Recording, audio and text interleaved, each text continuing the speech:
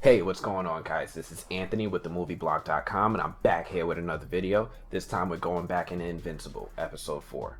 Now, what I like about Invincible is that Invincible does this thing where it continues the momentum that we've seen in the first 3 episodes, and we get a lot more of our cool young hero growing into himself, right? He's getting a lot more experience in this episode, doing a lot of firsts. Mark visits Mount Everest, he goes to Mars, he goes on his first date, and a whole lot more.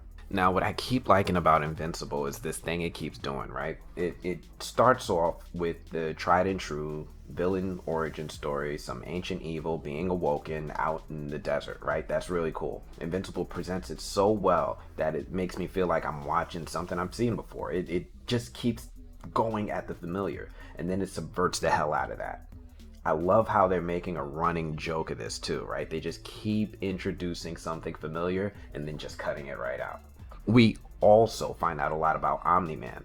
He's got a lot of growing concern. People are starting to snoop around. He's worried that they're going to find out about his behavior, his acts at the end of the first episode. He visits and threatens that devil dude, Damien Darkblood, and he almost kills Cecil when dude makes the mistake of teleporting inside Omni-Man's house instead of at the front door. Now, Omni-Man is clearly on edge about everything, and if he's anything like my man Homelander over in The Boys, then that can't possibly be a good thing. Can we talk about Damien Darkblood for a second? Like, I really like this character. Like, I really do. He's got this weird vintage detective look thing going for him. He's got the trench coat. He's got the fedora. He's got like this beer belly thing going for him. He's got all that hokey traditional stuff. He's even got the cheesy private investigator office, right? That one room office with like the shutter blinds that are never all the way closed. Then he's that perfect mix of Detective Chimp and Etrigan the Demon from DC. And I like these little fun fusions they keep doing with like familiar characters and making something new. Back to Omni-Man. Now, other things that we see is his total change in character, his total lack of regard for human life. He goes on this date with his wife, right? And a giant dragon appears out of nowhere and lays waste to like a whole city block. And it's not just that he's not caring, like, at all. It's the fact that he's not giving a crap in front of his own wife, Debbie, right? He's slowly and surely unhinging more and more. You know, we saw him go Galactus on some alien race that was invading Earth, just like the last episode, but this time he chooses to just continue spending time with his wife. Like, he doesn't do anything at all. So Omni-Man is like, he's slowly unhinging. I'm liking this evolution. I'm liking this slow unravel reveal of who the real character is. I think it's going to be really cool. Back to Mark. Now, Mark heads to Mars. That's kind of cool.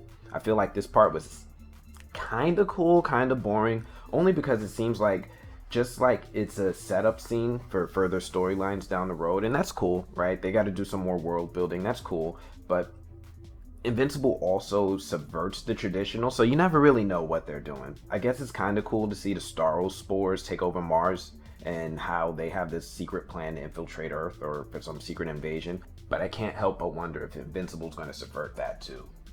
And right when you think you kind of know what's going to happen, right? I keep talking about how Invincible toys with the familiar, and then it just subverts that. Every time you get this sense of comfort in what's going to happen, we get another WTF moment, and our boy Damien Darkblood is taken off the board just like that, like gone. You know, I love the almost Game of Thrones type vibe I get from this show, right? The show just does just enough to make you invest and almost kind of care about these characters and you just never know who's going to go next, so that when they do get taken off the board, it's always that huge shock, and it's kind of like you feel it, right? You feel it.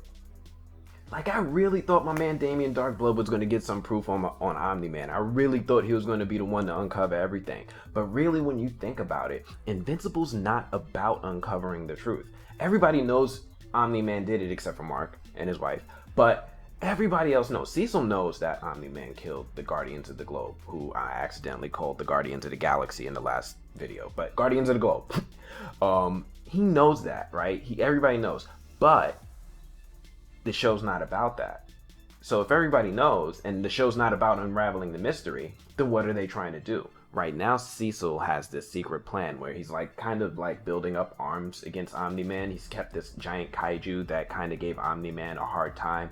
And he's slowly but surely kind of trying to plant seeds in Mark's head to be someone that might be a defender of Earth if it ever comes to that. Right now, things are looking kind of great for the good guys, though, right? Things aren't looking all that sunny and peachy. Well, when you think about it, who are the good guys, right? Do we even really know? Nobody's really good. This show.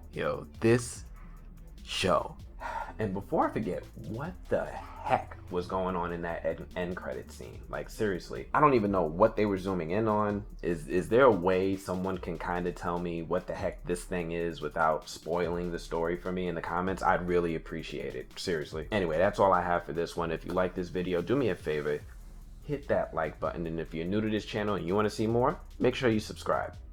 I'll check you guys later. Peace.